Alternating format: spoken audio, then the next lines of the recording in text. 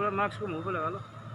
नमस्कार दोस्तों, और मुझे मालूम है कि आप लोगों को हर रोज़ अपडेट का इंतज़ार रहता है कि दिन भर गंगापुर सिटी और उसके आसपास क्या कुछ हुआ, वो अपडेट आप लोगों को मिलती रहे। दोस्तों, आज की अगर बात करूं तो कोरोना का विस्फोट हुआ और 6 सवाई माधोपुर ज़िले में 6 नए केस पाए गए।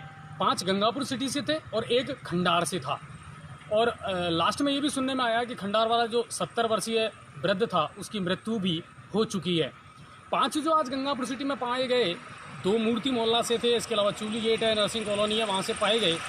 और इन सारे केसेज में एक बात कॉमन थी कि ये सब संक्रमित थे एक दूसरे से, यानी WHO की गाइडलाइन के मुताबिक जो 3rd फेज़ है हमारा कम्युनिटी सेपरेशन है ना, जो सामुदायिक संक्रमण है, उसके द्वारा ये लोग संक्रमित हुए हैं।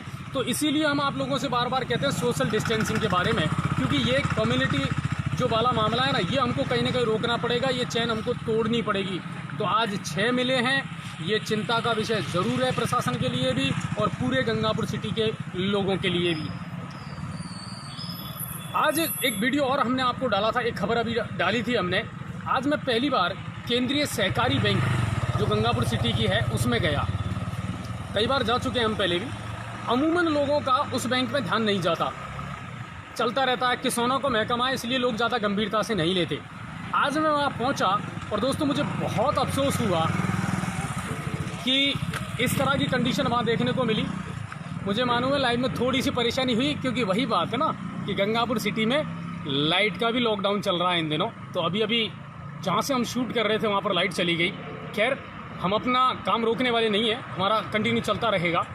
तो कुल मिलाकर के यह है कि सहकारी बैंक जब मैं पहुंचा और वहां मैंने ऐसी व्यवस्थाएं देखी जिनकी मैंने कभी कल्पना नहीं की थी। वहां सैनिटाइज़र या सैनिटेशन का कोई मामला था ही नहीं सर। कोई सैनिटाइज़र नहीं था वहां पर पे, कोई सोशल डिस्टेंसिंग नहीं थी, कोई मास्क नहीं था वहां पर। ये केंद्रीय सहकारी बैंक का हाल था आज गंगापुर सिटी का। जब वहाँ के BM से हमने इस बारे में बात की तो उन पर जवाब देते नहीं बन पड़ा।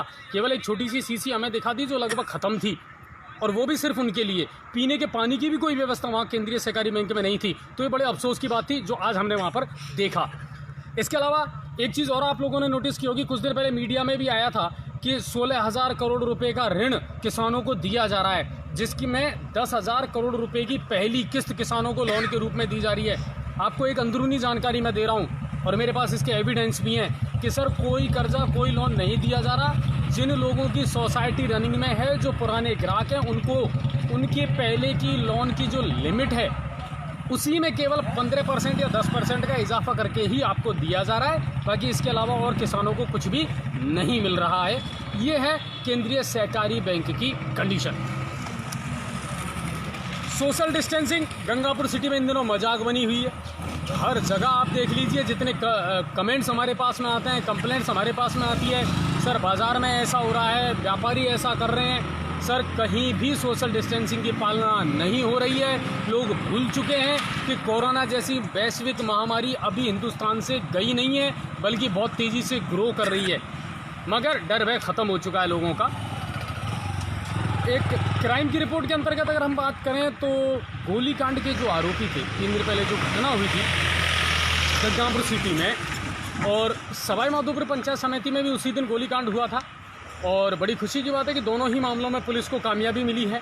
गंगापुर सिटी में जो गोलीकांड हुआ था उसके भी आरोपी गिरफ्तार कर लिए गए हैं, और सवाई माधोपुर पंचायत समिति में जो गोलीकांड हुआ था उसके आरोपियों को भी गिरफ्तार कर लिया गया है। और इस मामले में कल कहीं ना कहीं पुलिस विभाग जो है वो प्रेस कॉन्फ्रेंस जारी करके और तमाम जो विस्तृत जानकारी है वो हमें उपलब्ध करवाएगा। दोस्तों, एक और आज आपने सुनी होगी खबर कल से जो चल रही थी कि हमारे यहाँ के जो पुलिस उपाधीक्षक हैं किशोरी लाल जी, उनका तबादला हो चुका है और उनकी जगह कालू राम जी मीणा हैं, वो अब उनका स्थान लेने वाले हैं। अब कुछ ऐसे घटनाक्रम जिन पर हमारी रोशनी या हमने जिनको मुद्दा बनाया उन पर ज़्यादा रोशनी डालने के लिए अब मैं बुलाना चाहूँगा मेरे साथ में दैनिक भास्कर से जुड़े हुए और हमारे सबके सम्मानीय पदम जी को। पदम सर आइए और मुझे ज्वाइन कीजिए आप। पदम जी, कौन से ऐसे अहम मुद्दे हैं जिनको आप आज हाईलाइट करना चाहते हैं कि हाँ ये लोगों के रोशनी में आने चाहिए, लोगों की नज़र में आने चाहिए? एक तो सबसे बड़ी बात नशे का कारोबार। गंगापुर सिटी के अंदर नशे का कारोबार इतना फैला हुआ है लोग इतने परेशान हैं इससे, घरों में आए दिन झगड़े होते हैं इस बात को लेकर। एक नशा करने वाले के लिए जो स्मेक से होता है, करीब 2,500 रुपये का उसको नशे करने वालों को खर्च करने पड़ते हैं। आखिरकार वो लाता कहाँ से पैसे? या तो उठाईगिरी करेगा या चोरी करेगा, घर में चोरी करेगा, घर में नहीं होंगे तो बाहर सीधी सी बात है, वो अपराध का रास्ता अपनाएगा, बाहर से चोरी करके ला के आएगा। हमने देखा है कई बार गंगापुर सिटी के अंदर ही कहीं भी प्रत्येक चौराहे के अंदर आपको नशे का कारोबार मिल जाएगा, आपको कहीं से भी पुड़िया मिल जाएगी। पुलिस अधिकारी इस पर लगाम लगाने में क्यों कतराते हैं, क्या पता क्या कारण है इसका। कई बार सीएलजी की मीटिंग होती है, कोतवाली थाने में भी होती है और अन्य थाने में भी होती है। इसमें एसपी साहब भी आए थे, उनसे भी मतलब लोगों ने, सीएलजी के सदस्यों ने कहा, साहब ये आखिरकार ये नशे के कारोबार पर लगाम कब लगेगी?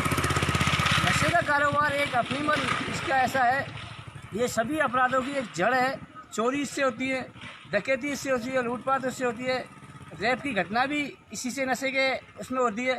कई बार हमने देखा है कि पुलिस किसी नशेड़ी को ले भी आती है तो उसको अपनी जेब में से स्मेक बुलानी पड़ती है लाकर खरीद कर। कई बार हमने इस चीज़ को देखा भी है। कई बार इस बार एक बार सीआई साहब थे हरजी लाल जी, एक नशेड़ी को ले आए तो उन्होंने बताया कि हमें एक नशेड़ी को 3,000 रुपये की स्मेक ला के पिलानी पड़ी, जब जाके उसकी जान बची, नहीं तो वो घबरा गया था। अच्छा, आपको क्या लगता है पदम जी कि पुलिस को अच्छा पता सब रहता है? ये तो निश्चित बात है कि मुखबिरों से या कहीं ना कहीं से पुलिस को इन अपराधों के बारे में पता तो रहता है, पुलिस जड़ तक क्यों नहीं पहुंच पाती इस नशे के कारोबार में?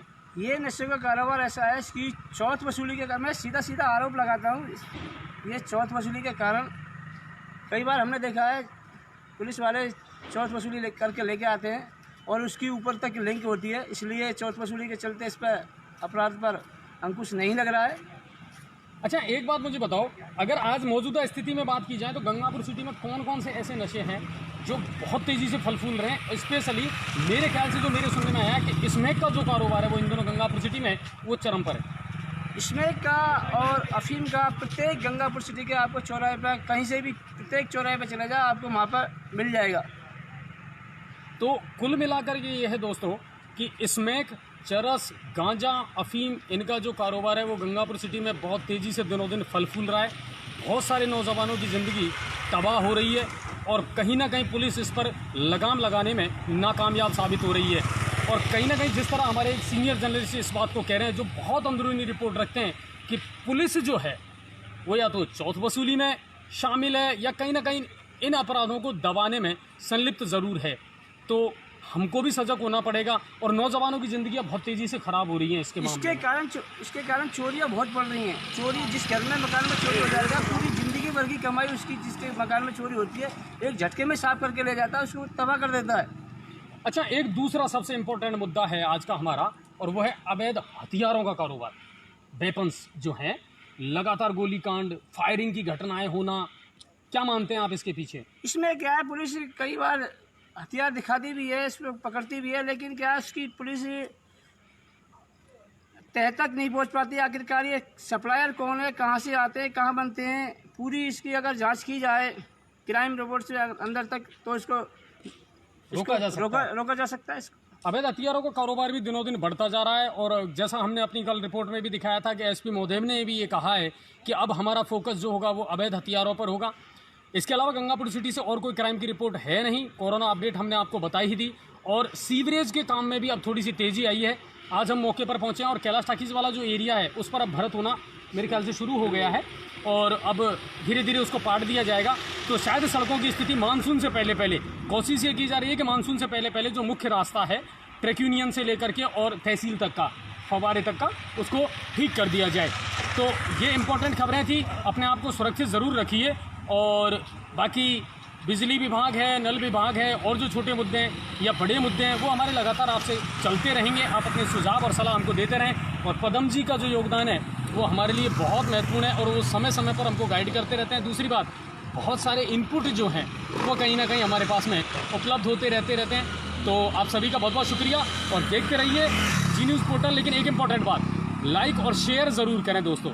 आप जितना शेयर करेंगे हमारी बातें हम प्रशासन तक पहुंचाने में शायद कामयाबी हासिल कर पाएँ। धन्यवाद और नमस्कार। प्रधान जी, आप भी एक बार सभी दर्शकों से कुछ कहना चाहें तो।